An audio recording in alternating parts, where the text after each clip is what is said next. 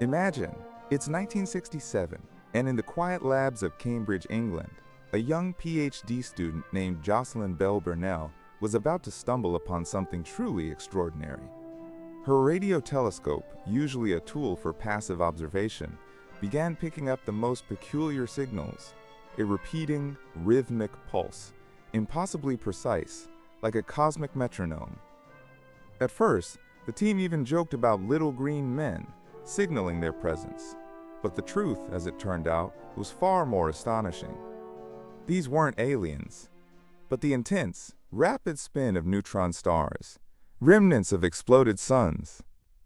These cosmic lighthouses, invisible to the naked eye, were now broadcasting their existence across the universe, revolutionizing our understanding of astrophysics, and revealing that the cosmos itself was broadcasting its deepest secrets.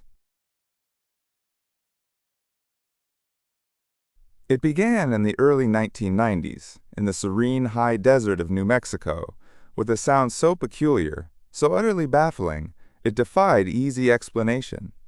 A persistent, low-frequency hum, a phantom vibration that seemed to emanate from nowhere. But this wasn't a sound heard by everyone.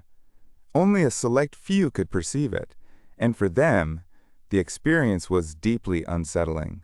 Headaches, nausea, the hum brought with it a strange physical toll. Was this merely a localized oddity, a trick of the desert air? Or was something far more profound at play? Whispered theories of global conspiracy lurking in the background? Scientists descended, meticulously investigating, but found no discernible source. The Taos hum, a persistent enigma, a testament to the mysteries that can still elude our understanding, forever echoing in the quietude of New Mexico. Imagine a river, swollen and enraged, a force of nature unleashed. In the spring of 1927, that river was the mighty Mississippi. For days, relentless rains hammered the heartland, pushing its boundaries to the breaking point. Then, the unthinkable happened. Levee after levee, built to contain this titan, surrendered. The result was a deluge of biblical proportions, an ocean of water swallowing entire towns, turning farmland into a vast, muddy lake stretching for hundreds of miles. Over 250,000 people were left homeless, a testament to the sheer, unbridled power of the Mississippi. This catastrophe would forever change the relationship between the American people and their greatest river, leading to a monumental undertaking in flood control that continues to shape the landscape to this day. In the shadow of revolutionary fervor sweeping across Europe, a desperate gamble for freedom ignited on the Emerald Isle.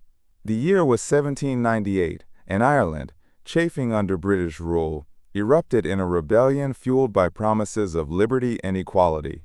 United Irishmen, inspired by Enlightenment ideals, rose up, their green banners unfurling against a backdrop of brutal repression. They dreamed of an independent republic, but faced a formidable foe. The rebellion, though ultimately crushed with immense bloodshed and widespread atrocities on both sides, sent shockwaves through the British Empire.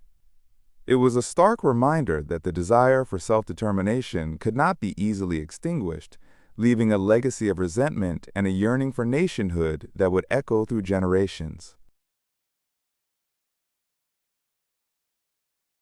In the sweltering heat of 1881, a charismatic figure emerged from the sands of Anglo-Egyptian Sudan, poised to shatter the established order. Muhammad Ahmad, a Sufi mystic, proclaimed himself the Mahdi, the divinely guided Messiah destined to cleanse Islam and reclaim its purity. His electrifying call for a holy war resonated deeply, igniting a fire of Islamic revival that swept across the land.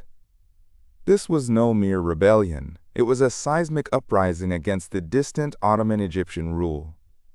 Sudanese tribes, united under the Mahdi's banner, rose in a tidal wave of resistance. Their ferocity would soon shock the world, most famously during the brutal siege of Khartoum, where legendary British General Gordon met his tragic end. A new Mahdist state was born, a formidable empire that defied the encroaching colonial powers and etched its name into history as a defiant stand for faith and freedom. In the hushed quiet of a March night in 1781, beneath the English skies over Bath, an amateur astronomer named William Herschel was engaged in his lifelong passion, scanning the heavens. But on this particular evening, his meticulous gaze fell upon something extraordinary. It wasn't a familiar star, nor the fleeting arc of a comet. Instead, he observed an object with a slow, deliberate movement, distinct from anything he had charted before. Driven by scientific curiosity, Herschel began the painstaking process of calculation, of observation, of confirmation. And then, the impossible became reality. He had discovered a new planet. A world so distant, it lay beyond the known boundaries of Saturn, beyond the very edge of human imagination at the time. This was the first planet ever found, not with the naked eye, but with the aid of a telescope, a monumental leap that would forever expand our understanding of our solar system. The Industrial Revolution, a whirlwind of innovation, had a voracious appetite, but the very backbone of this new era, iron, was costly and often flawed. Then, in 1856, a visionary named Henry Bessemer conceived of a revolutionary idea. Imagine, if you will, a violent blast of air forced through molten pig iron. This wasn't just a process, it was alchemy. The searing air, a fiery breath, oxidized the impurities, transforming brittle iron into something remarkably different: strong, affordable steel. This breakthrough wasn't just a technological leap, it was a seismic shift. Suddenly, the impossible became achievable. Towering skyscrapers scraped the sky, vast railway networks crisscrossed continents, and empires were built on the very strength of this new material. The modern world, as we know it, was truly forged in the crucible of the Bessemer process.